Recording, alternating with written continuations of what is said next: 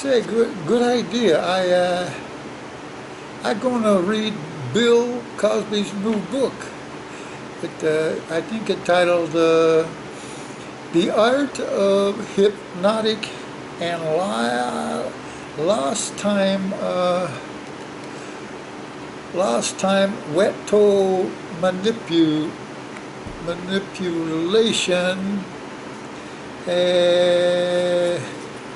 on gal who aspired to be successful in the entertainment world."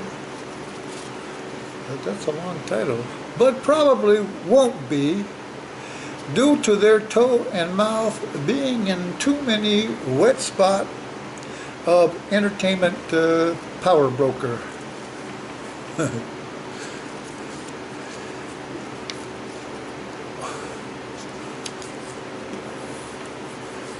Oh, the love of wet toe in the morning. That beat out the smell of what that in that movie Apocalypse yesterday. Oh, he loved the smell of napalm in the morning. And I love the smell of wet toe in the morning.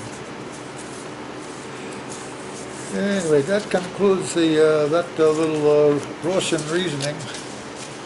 I especially enjoyed reminiscing and talking about the wet toe.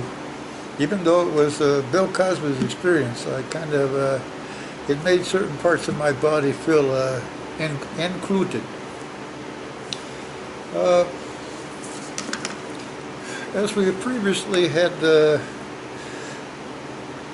introduced to our comrades and loved ones back in Russia, the things that we have been jotting down, taking notes as like more mental, because the Russian agent can't keep diary, but we keep track of a lot of things we notice, and this is part of the things you shouldn't say in a mummified world. Yeah, anywhere where there's political correctness and sometimes just good social behavior, these are some things you shouldn't say. Now, generally we start off with a situation, and then what you shouldn't say based on that situation you might be in. If asked about all the niceties of all the cultural infusion being bestowed upon America by the numerous and ethnically diversified new immigrants, asked about all the niceties of all the cultural infusion being bestowed upon America by all the different ethnic groups that are immigrating here. Most legal, some not so legal. You shouldn't say anyone or a combination of these. A, that's our first letter in the American alphabet. I thought so. A, cooking your captives in a crock pot is not cultural in this jerk's opinion. B, pinching a penny so tight it breaks Lincoln's nose is not a cultural attribute in this jerk's worldview. C, hands-on teaching of farm animals the facts of life is a non-compelling cultural benefit to me, fella. D, jumping up and down for hours may be good for your vertical jump, and you may get employment as a rubber ball, but it is also mighty rough on personal hygiene and the beds at the Marriott Hotel. To your stressed out bartender, you shouldn't say, "Just a grapefruit on the rocks? Please. I don't get my liver transplant for another 2 weeks. Then there's going to be some serious partying. Yahoo!"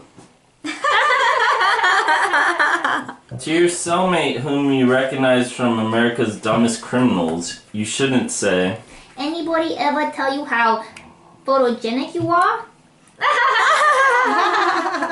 To someone who is extremely squeamish, to show one's disdain for something, you might refrain from, "I would rather have a paper cut in my eyeball."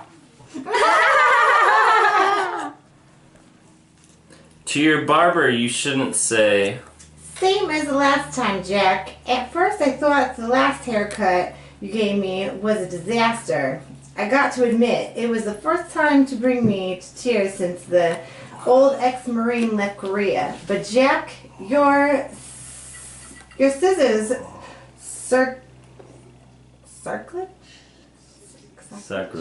Oh, freak. Your scissors are sacrilege, or stickers, okay. Your scissors are sacrilege, have been getting me mercy humped to death, you old SOB. Do it again, make me cry." To a hypersensitive ecologist, if you're a manufacturer, you shouldn't say, "Yeah, I try to look at the big picture between India and China. I won't be happy until I can put 1 billion, maybe 1 billion too of them into V8 sports utilities." To a surfer whose last big wave of the day just wedged him in a storm drain, you shouldn't share, Now that's tubular. To your superiors as you attempt to climb the corporate ladder, you shouldn't say, "You know, your butt has more pleasure scent about it. Your butt has more pleasant scent about it than does Dennis, who thinks he is so important." To the new efficiency experts hired by the company to cut costs and to boost the bottom line, you shouldn't say, "Hey, stupid, being cheap is not a recognized talent as of yet in this society." "Who, me? Nope. I mean, no sir. I think it was that gal over there with the husky voice. Really, that individual I pointed to, it's your brother. I imagine how that I know suits employing pastel greens and yellow would make the wearers a little more efficient at something, like getting attention in a public bathroom frequented by non-straight fellows. Come on, get a sense of humor. It don't cost nothing. It just cost me my job. Maybe I misjudged you. You do know your job a lot better than I gave you credit for. My leaving has got to save this company over $1 million a year in potential settlement expenditures from all of the sexual harassment suits erroneously brought against me each and every year. Say, you wouldn't have a sexually promiscuous sister who likes to hang out at men's public restrooms as much as your brother here does."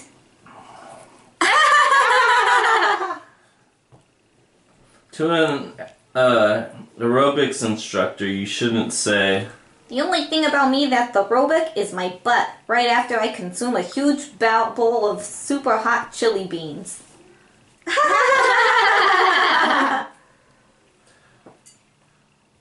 On career day at the high school, if you're a counselor with a speech impediment, you shouldn't be assigned to say, "Summer job registration to the front, careers to the rear." I said careers to the rear.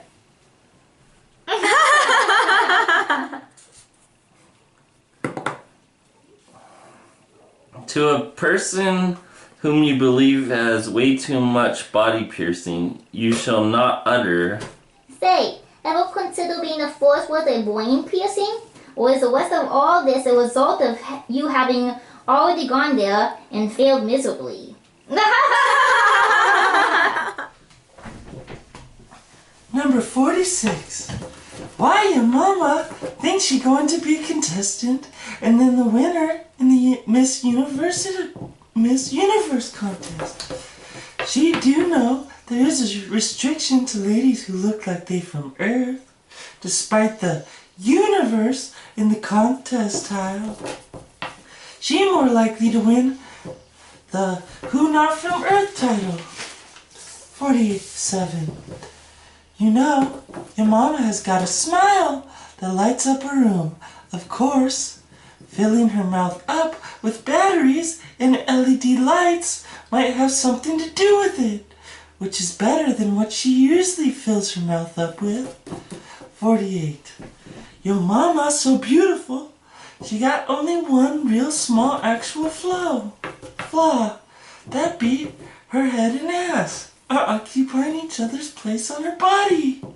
I guess when she expels gas, it'd have to be considered a yo mama mouth fart. And when she belches, it's a butt burp.